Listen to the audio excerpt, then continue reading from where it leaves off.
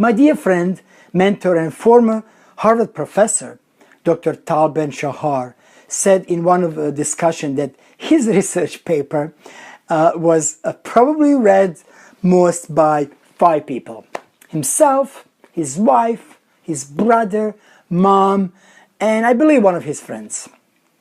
Now, what this tells us is that very few people read these papers. I'm sorry to say that, but they're often boring.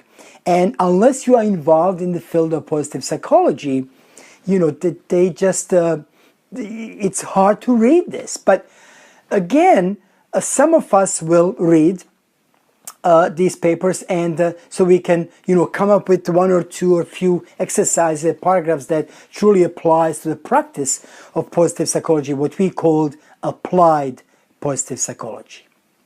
So in this lecture, we will go over some additional tools, resources, exercises that you can try, apply in your own life, share with your friends, family members, and hopefully they will help you and others increase happiness level.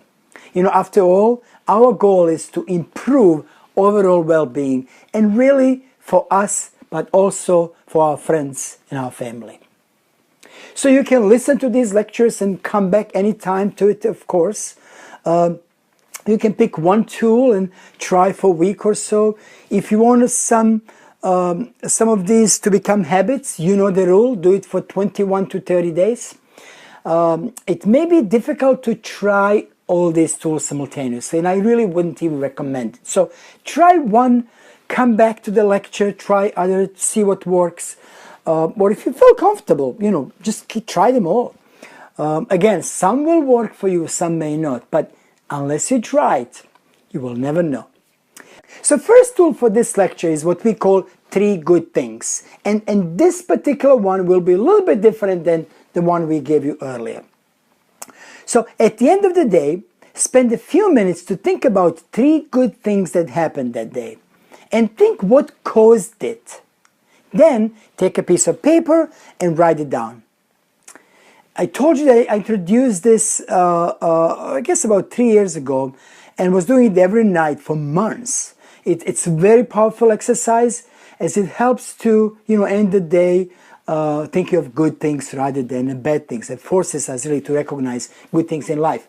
But in this particular one, you also want to write down what caused it. So 3 good things and what caused it.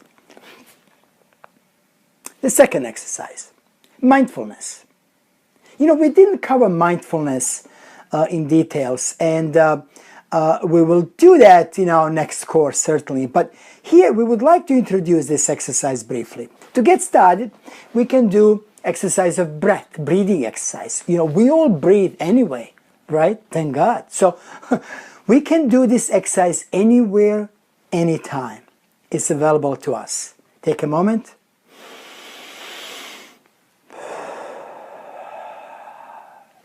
Just take a deep breath. And every once in a while, just remind yourself of taking a deep breath.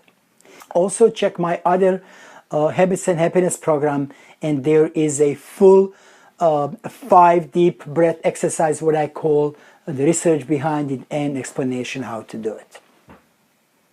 The next one, the gratitude ladder. This is an extremely powerful exercise, and it's been done all over the world. Dr. Marty Seligman has been giving this to his students for years. So, think of someone who did something good for you, but you never got the chance to appropriately thank them. It could be a friend, relative, a teacher, but it has to be a living person. So for this particular exercise, it has to be a living person. You got the name? Think about it. You got the name? Good. So in this letter, you need to be very specific. Write down what this person did for you, why you're so grateful to them, and how this event, or even multiple events, impacted your life. What are you doing differently based on this event? Now, ideally, you are going to write this letter, do it by hand, Don't do emails, please. Do it by hand. And ideally, you are going to deliver it to this person. You're going to deliver it, in person. Just tell them, hopefully they don't live across the world, right? Ideally, you'll deliver. If you can't, then I would suggest next thing is if the person is on Skype, you can see each other or some video call. But again, you really want to deliver it. You want to read it. That's the idea. So just tell them that you would like to visit if you are visiting, or you would like to have video call and so on. Don't tell them why. Don't explain anything. Then, when you see this person, and again, if possible, if the person lives on the other side of the planet, is difficult, but if possible, go and see the person. Arrange the meeting, and if you cannot, arrange the virtual meeting. But you do need to see each other, either in person or over the video.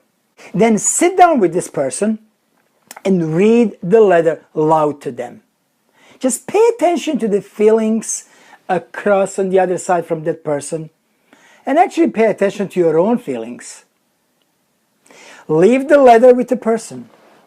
Often, this exercise brings joy, full of tears, in person delivering the letter, as well as person on the other side, or receiving end.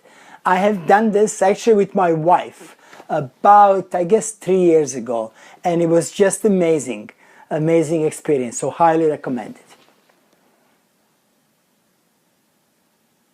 The next exercise is journaling. So, more recent work done by Laura King from the University of Missouri, and I told you Charles Barton from the University of Pittsburgh, shows that even journaling for 2 minutes a day for 2 days improve your well-being. Now imagine, 2 minutes a day for 2 days improve your well-being. Is journaling something you could introduce into your daily routine? Could you commit 2 minutes a day to this habit? Just give it a try and see where it takes you. Practice forgiveness. Make a list of people who hurt you very much. Hope there's not that many. Consider one person. What kind of harm did this person cause to you? When you are ready, make a decision to forgive. Are you ready to forgive? Once you make a decision, all you need to do is just to tell yourself internally that you forgave this person. This doesn't mean that you're going to tell them, don't worry about it and do it to me again. Just internally forgave. And the reason is that you will feel better. It's all about you. The next one is spend time in nature. Spending 20 minutes a week, believe it or not, in nature will improve your happiness and your well-being. Let me close with the following.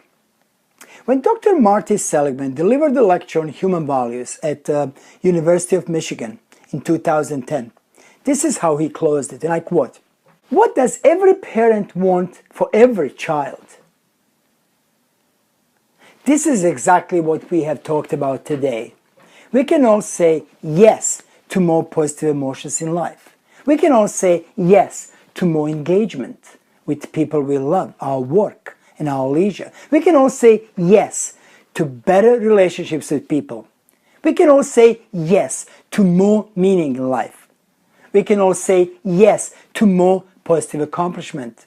We can all say yes to human flourishing. So enjoy. I hope this program will help you become even happier, improve your well-being, and therefore become even more successful. Thank you.